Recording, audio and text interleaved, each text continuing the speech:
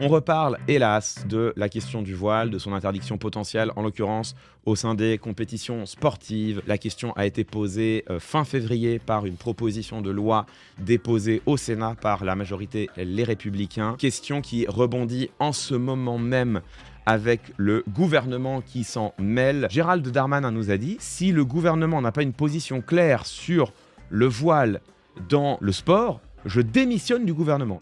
Donc c'est vous dire si la question a pris un tour absolument dramatique. François Bayrou a dû convoquer les ministres concernés pour faire cesser la cacophonie et les appeler à la solidarité. La position officielle du gouvernement, elle a été énoncée à l'Assemblée nationale par Aurore Berger. Il n'y a qu'une seule ligne au sein du gouvernement, c'est celle portée par le Premier ministre, et cette ligne, elle est très claire.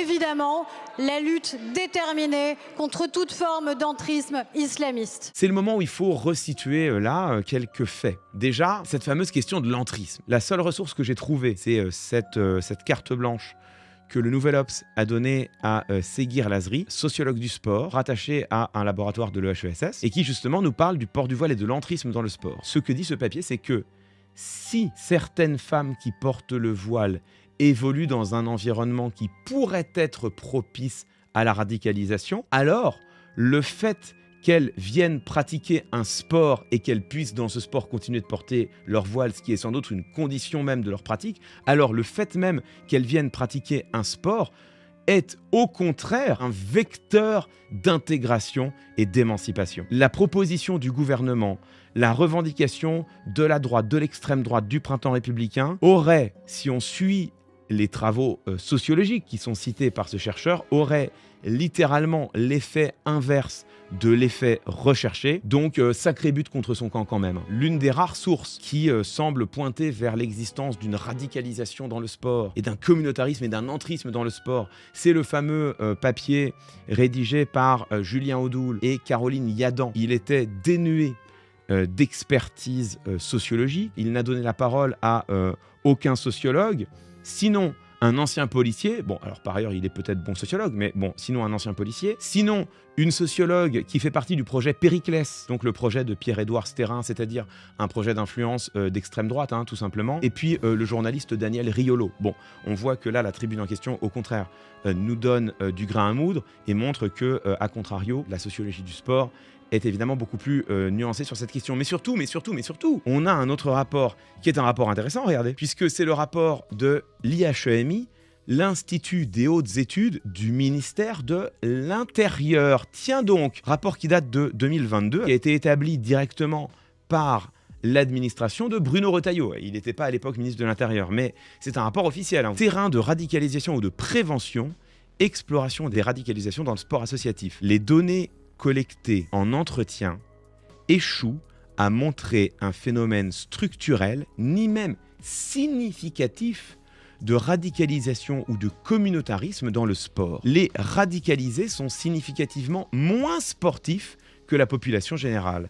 Les associations sportives sont très faiblement touchées et moins que d'autres types de structures par le communautarisme. On est dans la phase de synthèse et on a cette phrase qui est évidemment très importante. Le sport structuré est déjà investi de multiples enjeux qui le rendent relativement incompatible avec une dérive radicale collective ou un entrisme dissimulé. Première conclusion, il n'y a pas de phénomène de radicalisation ni même de communautarisme significatif dans le sport. Deuxième conclusion, le sport amateur n'est pas un terrain d'entrisme, quel que soit ce que ce terme signifie. Au terme de cette exploration, on voit bien combien est-ce que le gouvernement joue sur des fantasmes, prend prétexte d'un problème imaginaire que serait celui de l'entrisme dans le sport pour créer une panique morale, alors même que quand on va voir du côté des sources rigoureuses, des sources indiscutables, que ce soit d'un côté la recherche, de l'autre les services du gouvernement lui-même,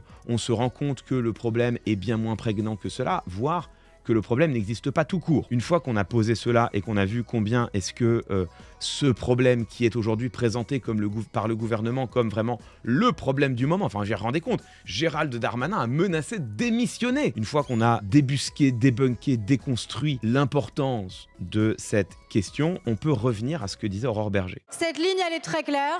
C'est le soutien à la proposition de loi amendée qui a été portée au Sénat. Il n'y a aucun signe religieux ostentatoire qui doit pouvoir être porté dans les compétitions sportives. Pas d'entrisme islamisme, pas d'intégrisme religieux, pas de signes religieux ostentatoires dans les compétitions sportives. C'est le soutien du gouvernement à la proposition de loi dont vous pourrez débattre. Pas de signes religieux ostentatoires dans les compétitions sportives, c'est la position du gouvernement, elle est très claire. Il y a plein de problèmes dans cette phrase. La phrase repose sur un mot qui est un mot évidemment capital et qui est un mot qui n'existe pas dans le droit français en matière de signes religieux, qui est le mot ostentatoire. Au moment où, en 2004, le législateur a cherché à interdire les signes religieux à l'école, la question s'était posée d'interdire les signes ostentatoires. Qu'est-ce que ça veut dire ostentatoire? C'est qui est porté pour être vu, dans la volonté de l'afficher. Si ce concept il peut avoir un sens dans la vie, il ne peut absolument pas fonder une législation. Parce que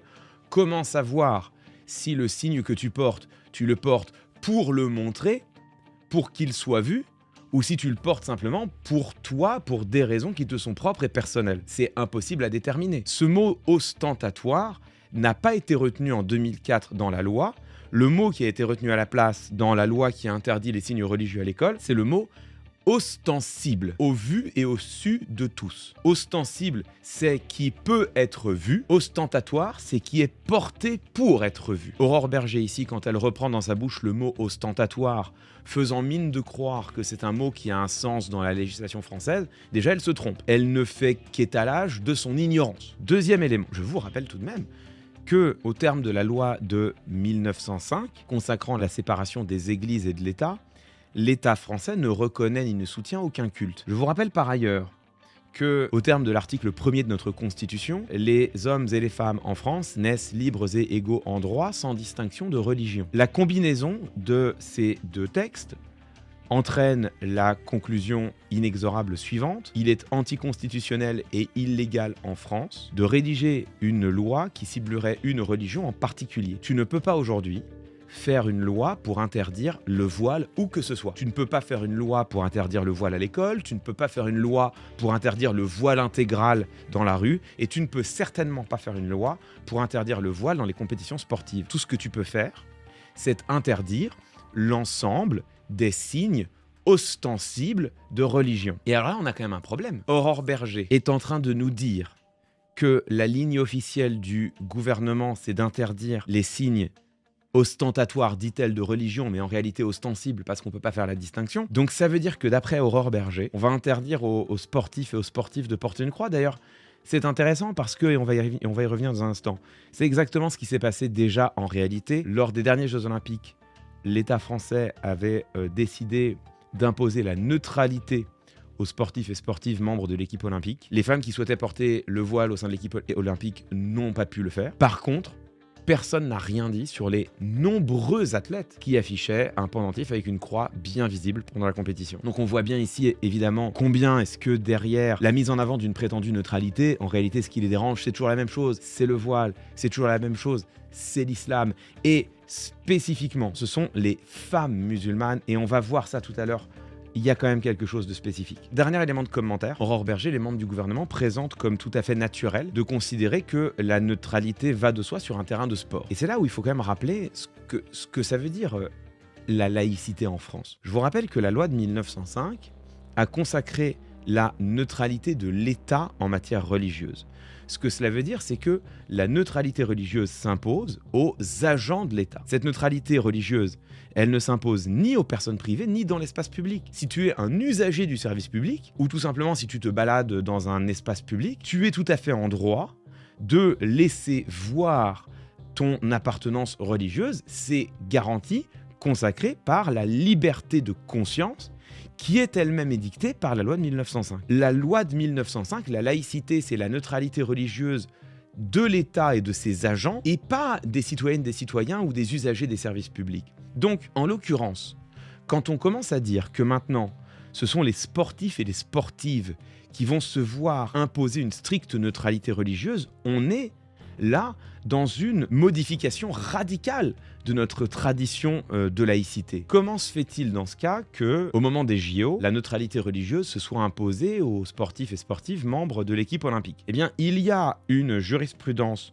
que l'on peut considérer comme tout à fait discutable, mais jurisprudence néanmoins du Conseil d'État, qui établit que les membres de l'équipe de France d'un sport quel qu'il soit représentent leur pays et sont donc considérés comme des agents de l'État ou comme assimilés à des agents de l'État. À ce titre, s'imposait à eux la neutralité religieuse. C'est l'état actuel du droit. Je remarque que lors des derniers Jeux Olympiques, cette neutralité religieuse qui s'imposait aux sportifs et aux sportives ne s'est pas imposée de la même manière. Et encore une fois, les femmes qui voulaient porter le voile n'ont pas pu le faire. Les sportifs et les sportives qui se sont signés sur les terrains de sport, qui portaient une croix bien visible, ont pu le faire sans que ça ne pose de problème à personne. Pourtant, au regard de la neutralité religieuse, ces deux faits sont à mettre exactement sur le même plan. Par ailleurs, le Conseil d'État a consacré le droit pour une fédération d'imposer la neutralité religieuse aux praticiens de son sport lors des compétitions. Et c'est ainsi que la Fédération française de football a consacré dans son règlement intérieur l'obligation pour les femmes qui participent à une compétition officielle de la FFF de ne pas porter le voile. Si une fédération veut dire que la tenue doit respecter une stricte neutralité religieuse, la fédération a le droit de le faire.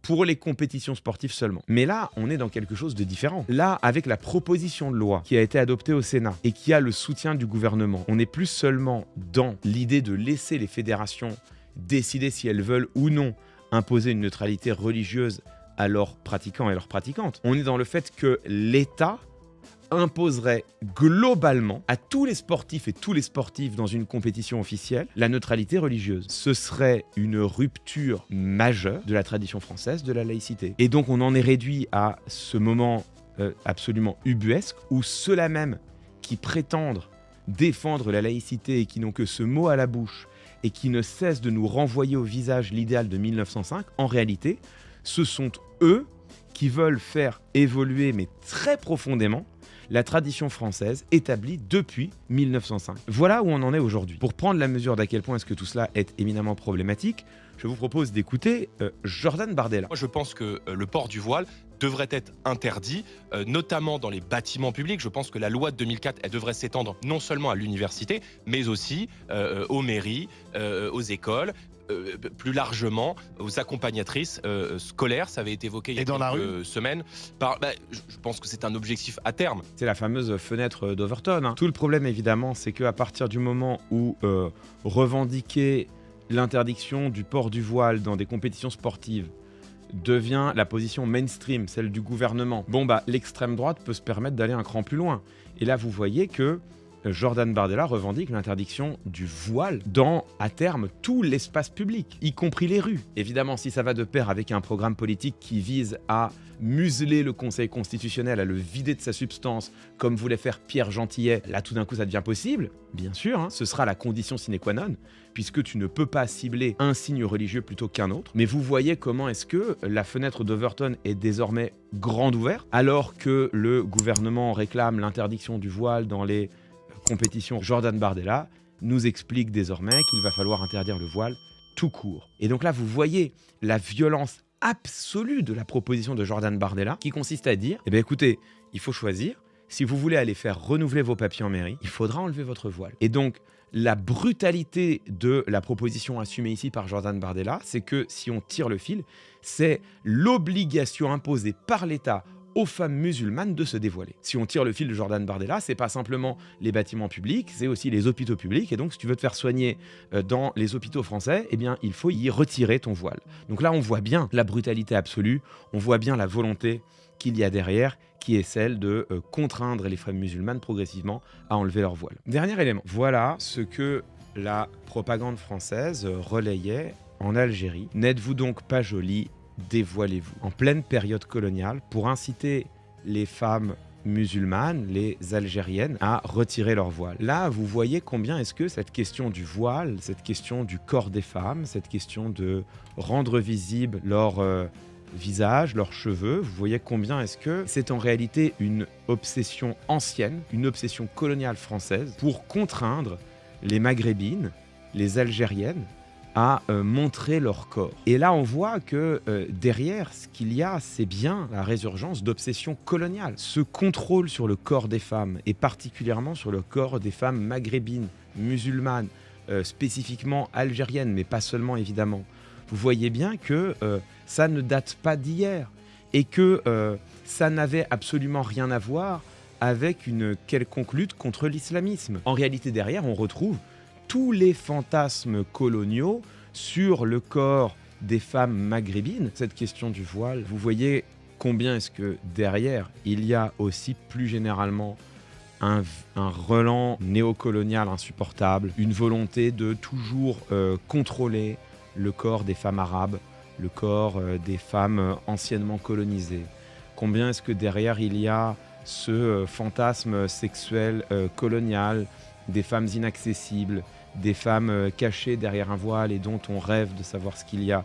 Vous voyez combien est-ce qu'il y a toutes ces représentations qui continuent d'exister encore aujourd'hui. Si je suis le premier à dire qu'il faut lutter pour le droit des femmes de se vêtir comme elles le désirent, et bien évidemment de lutter pour le droit des femmes de ne pas porter le voile dans les pays où elles y sont contraintes, l'Iran, l'Afghanistan. On voit là, au gré de ces archives, combien est-ce que ce débat en France revêt une connotation toute particulière. Ce qui est engagé, c'est des relents coloniaux insupportables qui nous ramènent vraiment aux heures sombres de la République française. Je voulais simplement proposer ce prolongement pour vous montrer combien est-ce que cette obsession qui est celle d'Aurore Berger, Jordan Bardella, Bruno Retailleau, Gérald Darmanin, obsession telle qu'elle a failli faire imploser le gouvernement lui-même, pour vous montrer combien est-ce que cette obsession a en réalité peu à voir avec ce qu'ils disent, la lutte contre un prétendu communautarisme, une prétendue radicalisation, un prétendu entrisme.